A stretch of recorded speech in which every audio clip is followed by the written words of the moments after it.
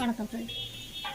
நம்ம அந்த blouse zari blouse தைக்கும்போது அந்த இது அரிக்கப்படாதுங்கிறதுக்காக போன வீடியோவில் பார்த்தோம். அப்புறம் இந்த பட்டி போட்ட இடமும் இந்த மாதிரி விளிம்பு விளைய தெரியாமல் தைக்கணும்னா ஃபஸ்ட்டு நம்ம ஒரு கிளாத்தை மட்டும் ப்ளவுஸில் அட்டாச் பண்ணிக்கணும். அட்டாச் பண்ணிவிட்டு மிச்சம் 3 இது போடுவோம்ல, 3 கிளாத் போடுவோம்ல, அதில் வந்து 2 வந்து லைனிங் அது சும்மா விட்டுட்டு இதை அப்படியே சுருட்டி உள்ளே வச்சு இந்த கார்னர் 2ஐயும் தைச்சிடும். 2ஐயும் தைச்சிட்டு இன்னொரு தைச்சதுக்கப்புறம் இதை வெளியே எடுத்தோம்னா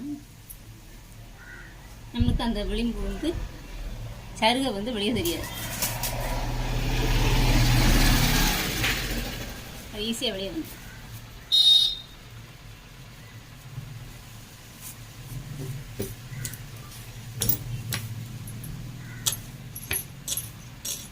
பட்டி இருக்கிற இடத்துல சருகை வெளியே தெரியாது, அரிக்கவும் செய்யாது. ஃபினிஷிங் நல்லாயிருக்கும். இதுக்கு மேலே ஒரு தையலை போட்டோம்னா நல்லாயிருக்கும்.